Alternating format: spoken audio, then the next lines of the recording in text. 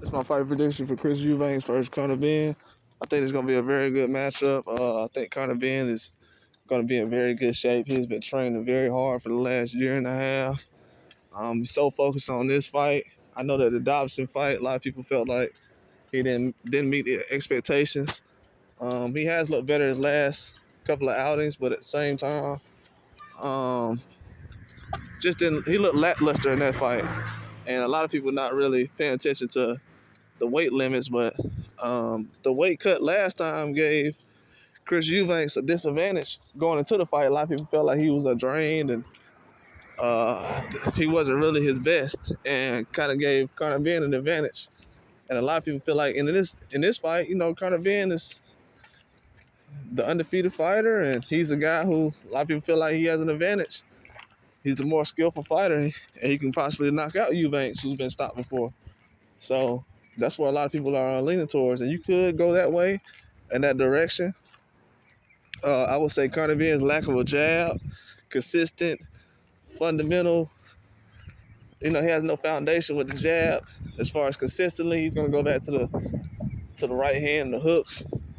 But I think that Eubanks can use his length, his reach, to kind of bypass all that. But if Conor Benn is using his power, and that's the fight that Chris Eubanks wants to get into, he's giving Conor Benn a puncher's chance, and that's definitely not something that we want to see Eubanks in a fight like that.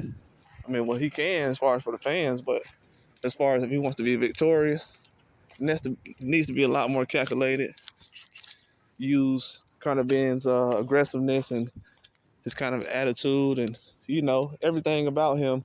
Use it against him to where it gives you an advantage to know that if that guy is trying to be in a boxing match with you where it's just strictly technique, you're definitely gonna be able to outdo him in the fight. But if it's a fight where you have to go in there and try to knock him out, or you're down on the scorecards because you've been trying to knock him out, and it's almost late in the fight to where you haven't really got started as far as boxing. Because at the end of the day, we got to really realize this. Both of these guys are going to try to go knock each other out. We would expect the whole boxing match and for it to go a long way, but both of these guys are expecting to knock each other out, so you can't overlook that. And if Conor Benn can go to the body on Chris Eubanks, he'll be good. He needs to be able to try to go to the body, needs to set some things up, get him moving, get him uncomfortable, like Liam Smith was doing. Use his aggression against him in certain ways.